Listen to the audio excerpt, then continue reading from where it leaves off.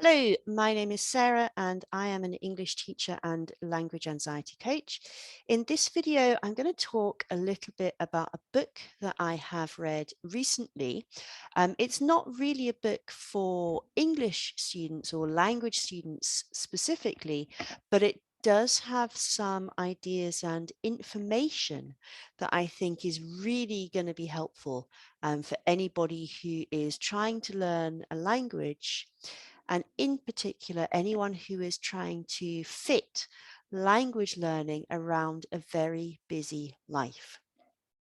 So the book in question is called Routine Machine. Um, it's written for native speakers of English, so it's written by a British guy for people like me, and it's really aimed at people who are trying to build a small business. So I'm kind of like the ideal person to read this book. And it's really, if I was to tell you what it's about in one summary, it's all about the importance of routine and how when we have a routine, we are more productive, we make better progress, and we basically get to where we want to be more quickly and more efficiently. So, although the book is written for native English speakers who are building a small business, those principles of being more productive and making better progress and getting to where you want to be are really the same for you as a language learner, because of course you want to make more progress, and of course you want to be more productive, and of course you want to get your language, your English language, to a particular place. Now, the reason why I'm talking about a book written for business owners to you as an English student is because many of the principles in this book apply to language learning. And one thing I have noticed many times with students, um, no matter what level they're at, no matter where they come from, no matter what their reason for learning is that it's very, very difficult for people, or it seems that it's very difficult for people to really make a routine for their study. So I'm often asked about this by students. Oh, can you make me a study plan? Can you tell me how to study? Can you tell me when to study? And actually, I kind of really can't, because I don't know enough about you and your life and your priorities. And even if I did, I don't feel like it's appropriate for me to tell you what to do. But what I do know you need to do is have some kind of plan. You need to have a routine for your study. Okay, so if you're working for an exam, it's no good to say, well, I'm just going to write some essays on Saturday and I'll do a bit of grammar tomorrow and then I'll just see what I feel like next week, because that isn't really structured enough. You need to have a routine so that you know in advance what you are going to do and when you are going to do it. So I'm going to share with you now the 3 top tips I would give to language students from this book, Routine Machine. So the first thing that I would highly suggest that you do is to actually make time for your studies. Now, I've heard many times from people, I haven't got time to study. I haven't got time. I don't have time. There's just no time. I don't have time. And I understand this thinking because I feel the same with a lot of things. But since I read this book, I have started to become much better at making time for things that matter to me. And I'm just very quickly going to share my screen to show you how I do this. All right, so now this is my Google Calendar. Now, I'm not telling you that you have to use a Google Calendar. I'm not telling you you have to do anything. But what I want to show you is how well organized my life is now. 3 months ago, I didn't do this. 3 months ago, I was not doing anything like this.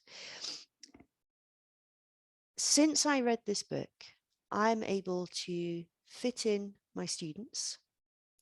I have got specific time in my schedule for planning and feedback.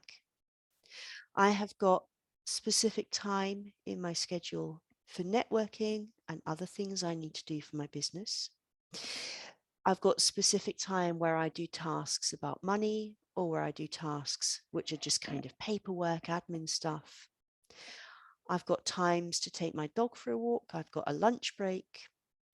But what I'm really interested in and what I think is important for you is that I've now got specific times for meditating and specific times for practicing Tai Chi. And this is important because if you had asked me 3 months ago, Sarah, are you meditating? I would say no, I don't have time. I don't have time to meditate. It's impossible. I can't find time.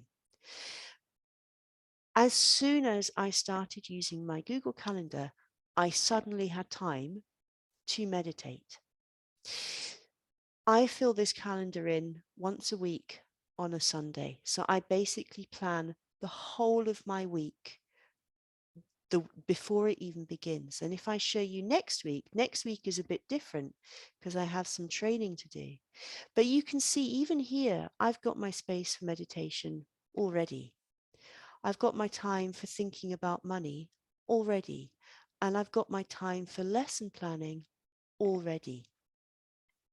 So if you are one of these people, if you're one of these people who says, I have no time to study, I can't find time, get your calendar and choose the best time for you.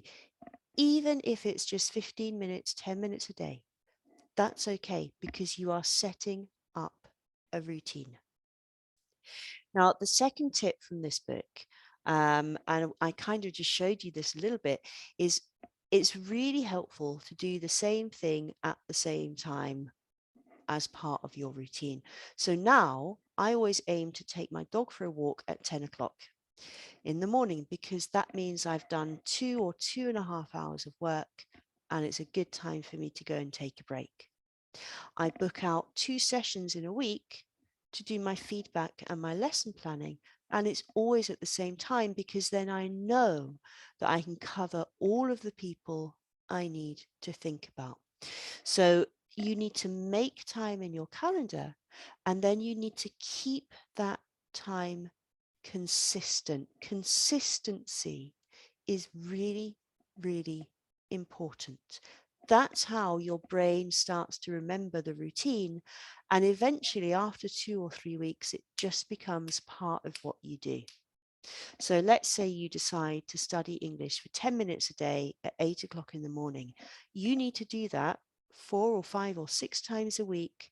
And after about a month, it just becomes part of what you do. And the third and final task, and I do talk about this at other times, but it's so important that I'm going to talk about it again. And that is when you've got a really big task, you need to break it down into lots of very small tasks because big tasks are really scary. And if something is too big, we think, I can't do that. And then we don't do anything. And then nothing ever changes. But when we've got very small tasks, they're easy to do. So we just do them and then it's okay. We're kind of going where we need to go. So I'm going to give an example about exam writing.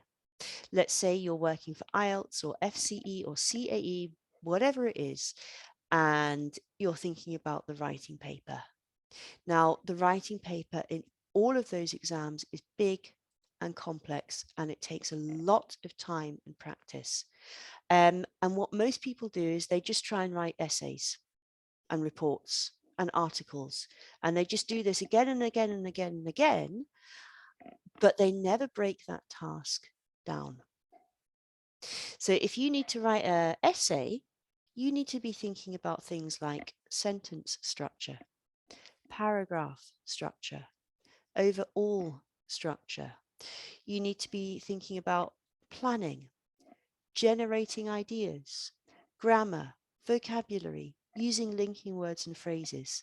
That is 8 little sub steps that you need to be good at if you want to write good essays.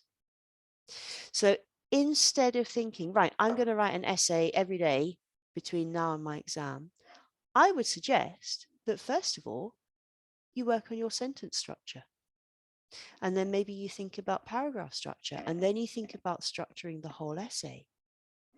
And then you might work on your grammar or your linking words, and slowly you can bring all these elements in together. And once you've done that, you're going to have a much, much better chance of writing a really, really good essay. So again, those are my 3 tips. Number 1, make time. Make time in your schedule for the things that matter to you.